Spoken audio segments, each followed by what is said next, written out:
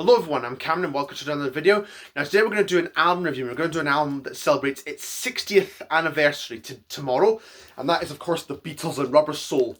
So in this I'm going to go over the album's background, I'm going to go over the album's background, show you my copies of the album, go over each track individually, and just give the album as a whole a marking out of 10. Now, in case you're wondering why there's a bit of a widescreen difference or a bit of a quality difference, because I've actually used my mobile phone to record this video. I used my webcam a couple of weeks ago and the quality was a bit kind of, wasn't that great. But with this phone, my phone, I can hopefully, sound a lot better. So this is a little recording test to see what happens here. So, as I say, Rubber Soul was the Beatles' sixth album, released on the 3rd of December 1965 on Parlophone.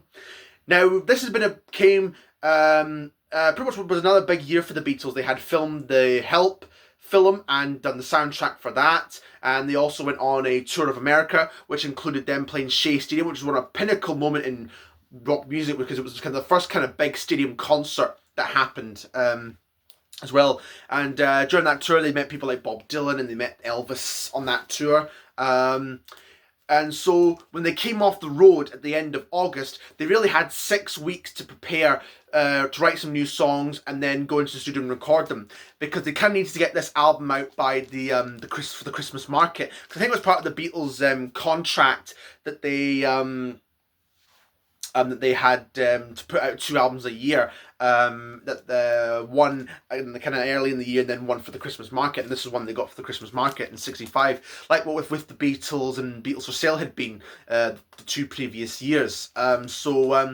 So they recorded this album in a period of a month between October and November of 1965, and they then began to. This was like the first time the Beatles were beginning to record into the early hours, because their previous sessions would last until about 10 o'clock in the evening, but now they were working into the early hours of like a morning till about 3 in the morning. So this was a kind of like a bit of a changing point in the Beatles' recording career, that they would work into the early hours of the next day, and a common procedure that would feature into their later recordings as well. So yeah, this album was released on the 3rd of December 1965, and unsurprisingly went to #1 in the UK charts, and it was the Christmas #1 in 1965 as well. So yeah, really, really brilliant, underrated album, and it's often regarded as being a favourite in the Beatles' catalogue amongst the fans, and it's definitely a favourite of mine. So yeah, I'm going to show you my copies of the album. Here's the front. This is an original mono pressing from '65. Oh, there's mono pressing there.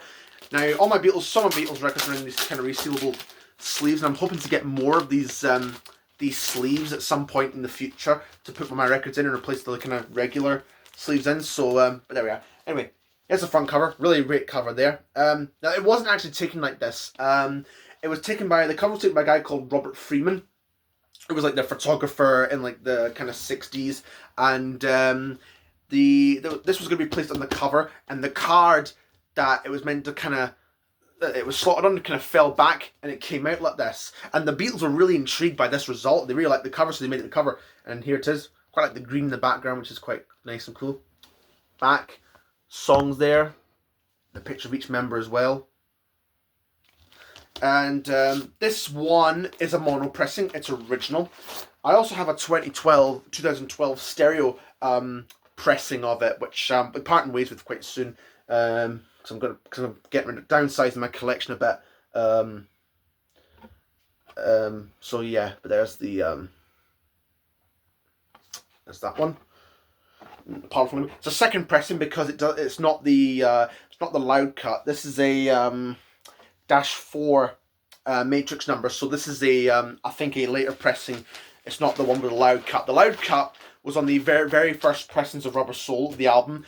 And basically it included a loud bass mix, which caused issue with a lot of people's record players at the time, and some I think were recalled. So that's what they mean by the loud cut. And I think it had to be recut. So yeah, that's my mono pressing. I also have the album, the American version of the album, which came out a few days later.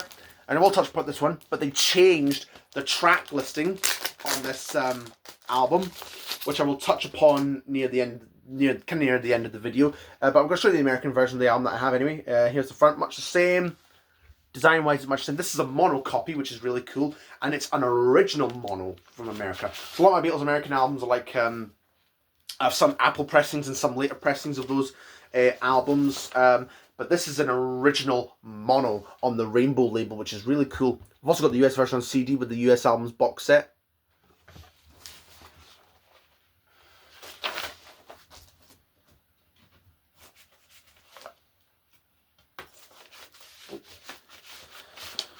But this American version, they had some couple of tracks they took out off 4 and replaced 2 with 2 from the UK Help album.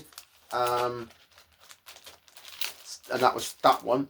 And then a few months later, we got some of the leftovers went onto this album, Yesterday and Today, which is of course the infamous Butcher cover. This is not the original version, unfortunately, but you know, nice to have anyway. But what's quite nice about this one is that it's on a kind of blue marble vinyl reproduction of the original label, which is nice.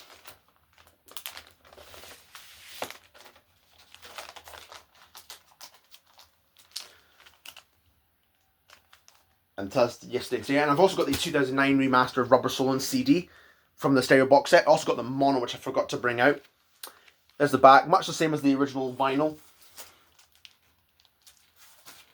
So it'll open up like this. That's a picture from the I Feel Fine music video. There's an inside picture of the band there. And the disc is reproduced nicely on the Parlophone label,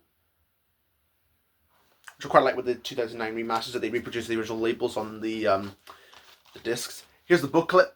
Not much to this one with the booklet, just information and pictures about, you know, what the Beatles did during that period.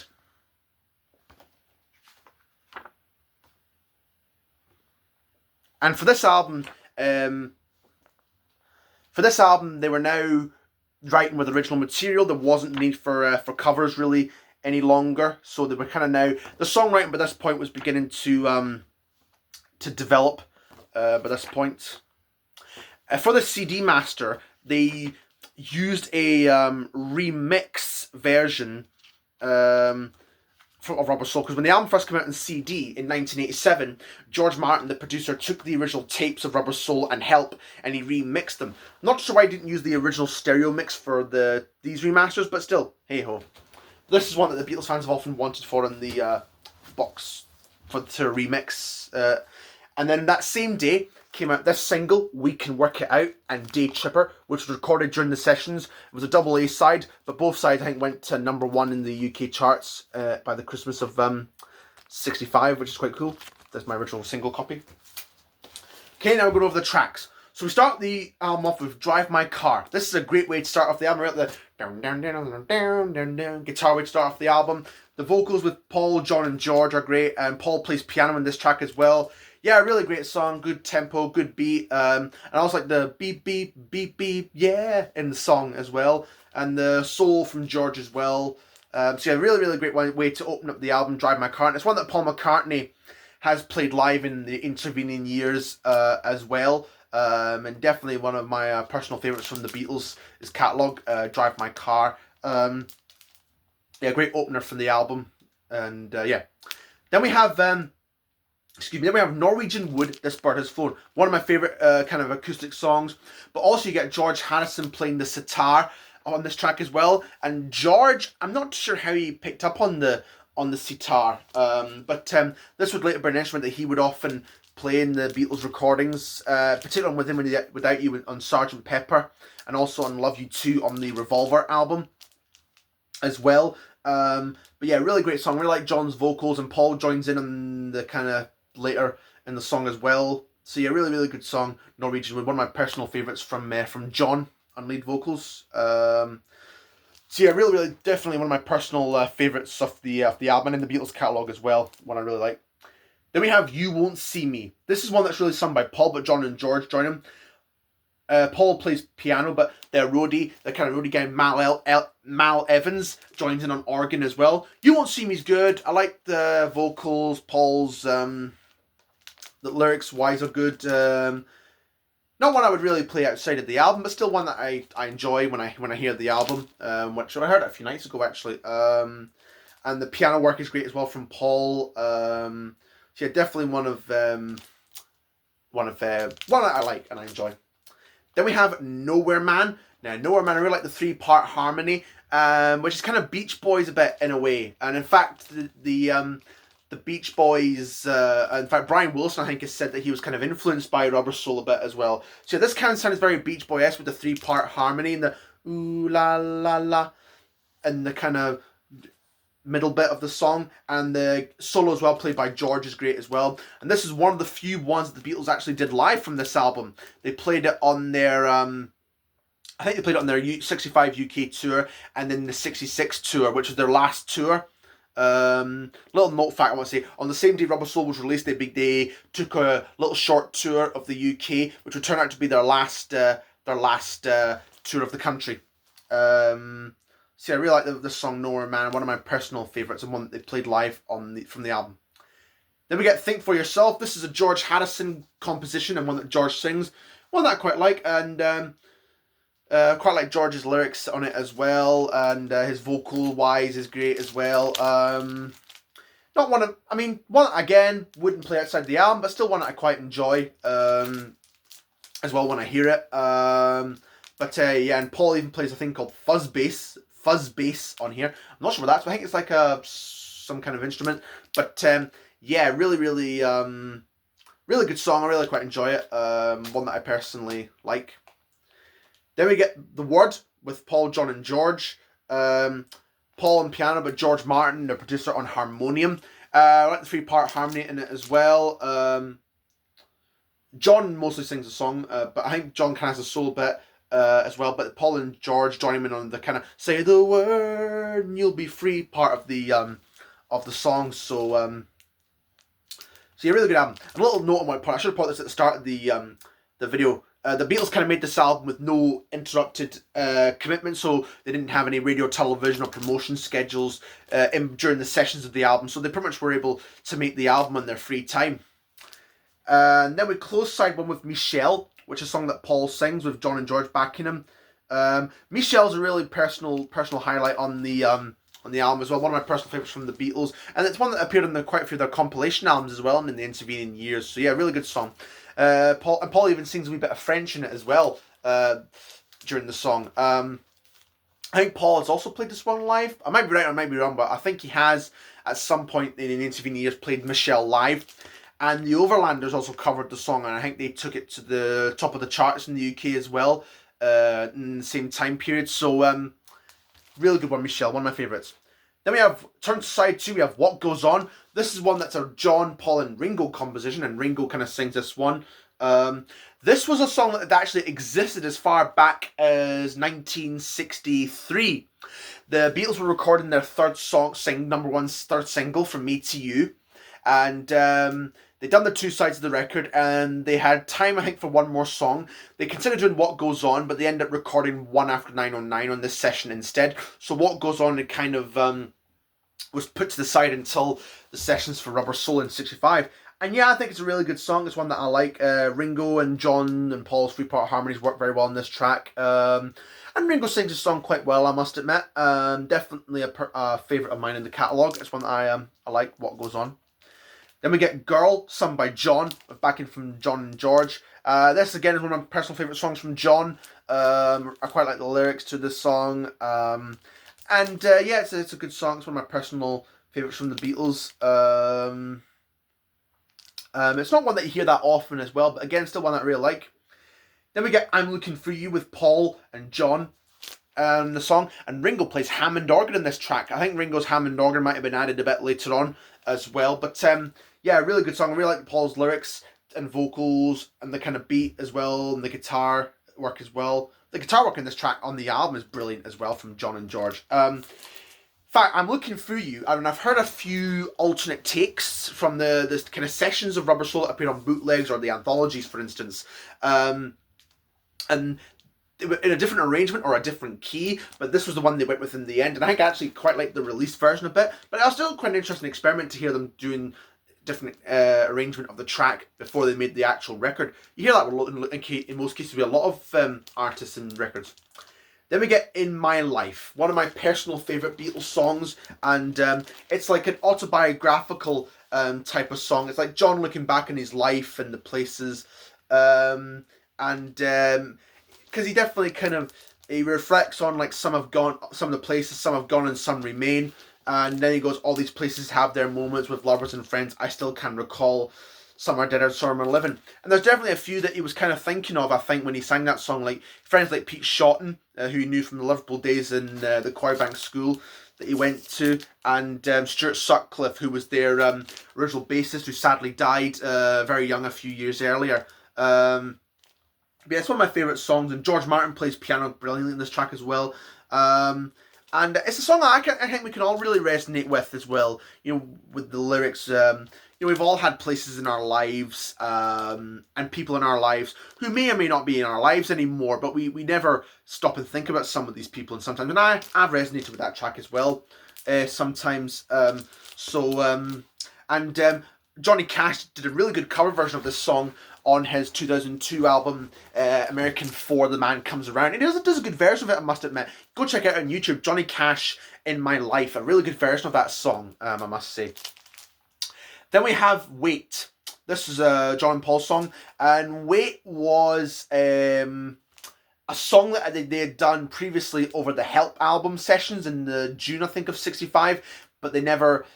I don't think they finished the track. But with this one, they took it and they kind of worked around on the track. So yeah, really, really good song, Wait. And then definitely a wise choice to save it for this album, I would say. But I really like the vocals between John and Paul, harmony vocals, tuba harmony. It kind of like Everly Brothers a bit, the harmonies. But yeah, I really like that song, Wait. Definitely one of my personal favourite highlights of the album.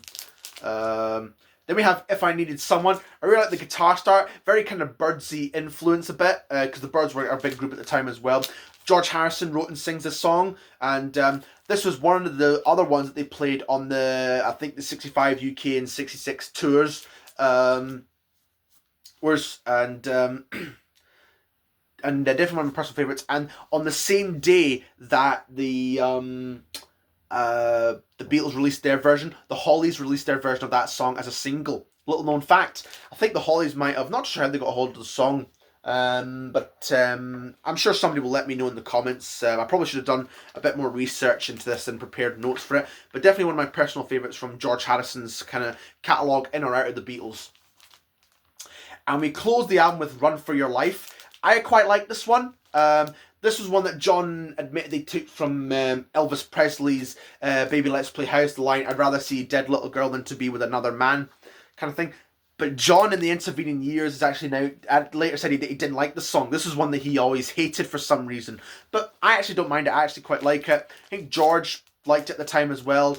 I think nowadays the song has kind of fallen into a bit of controversy because of the line, kind of, I'd rather see a dead little girl than to be with another man, kind of thing. And I think some radio stations have now, I think, banned the track. I could be right, but I could be wrong. But despite the controversy that surrounds it, I actually quite like the song. I don't think it's that bad. I do quite like it. But yeah, a really good one, Run For Your Life. And a good way to close off the album. I like the guitar work on the album, and Ringo's drum beat as well is great as well. So yeah, definitely one of personal highlight for me, Run For Your Life. So we kind of gone over the main album. Now we're going to go over the kind of American releases surrounding Rubber Soul. So in the American version, the songs that were omitted were Drive My Car, Nowhere Man, Wait. Drive My Car, Nowhere Man, What Goes On, and If I Needed Someone. And Drive My Car and What Goes On were replaced with I've Just Seen a Face and It's Only Love from the UK Help album. And Nowhere Man and If I Needed Someone were omitted, were not included in the US version. But on Yesterday and Today, they had Drive My Car, Nowhere Man, and If I Needed Someone, and a few songs from the UK Help album, which were Yesterday and Act Naturally, and the We Can Work It Out and Day Tripper single as well. And they also had 3 songs from the then, at the time, not yet released Revolver album, which that's another video for another time, for the anniversary in August. So yeah, that's the Yesterday and Today. And as stated, there were no main singles in UK, but in America we got Nowhere Man as a single. But this is a 70s reissue with What Goes On, released kind of near the Yesterday and Today time frame in America. So yeah. So I think that's kind of really all that's left to say about this album. Definitely give the album a 10 out of 10. It's one of my personal favourites from the Beatles catalogue, and it's one I really enjoy listening to as well. Definitely, they're kind of experimenting. They're kind of expanding their kind of hard rock sound a bit as well, and they're definitely kind of experimenting. So this was kind of a time when they're beginning to experiment with other music instruments and different techniques. And they were now, like, the songwriting was beginning to kind of come up a bit. It was kind of starting to show a bit during the Help period, but by Rubber Soul, they kind of no longer needed to rely on cover songs to fill up the album and use their own material. And that would continue into like the latter stage of their career. So yeah, it's one that fans have often wanted, and it was one that they were kind of really kind of shocked by, was the fact that they chose to re-release the anthology albums and release a new anthology 4 instead of redoing the Rubber Soul remix, because they've done the remixes for Sgt. Pepper, White Album, Abbey Road, Let It Be, and Revolver, but Rubber Soul's not yet been done. So Apple Universal, if you're watching this video, definitely give Rubber Soul your next project. Hopefully we'll get it next year, or we may never get it. You never know, but. Yeah, as for on a little side note on the Beatles, for the anthology, I'm intending to save up and buy the vinyl set once I get enough money for it to purchase the vinyl set, because I already have them on CD, and I have the original pressing of Anthology 1 on vinyl, but 2 and 3 I don't yet have, so I'm kind of going to purchase it for 2, 3, and 4, but yeah, I'll definitely have the reissue of 1 as well, given it's part of the set. So yeah, hope you all enjoyed this review of Rubber Soul and this video. Like, comment, subscribe if you enjoyed this album as well, and I'll see you again for the next video.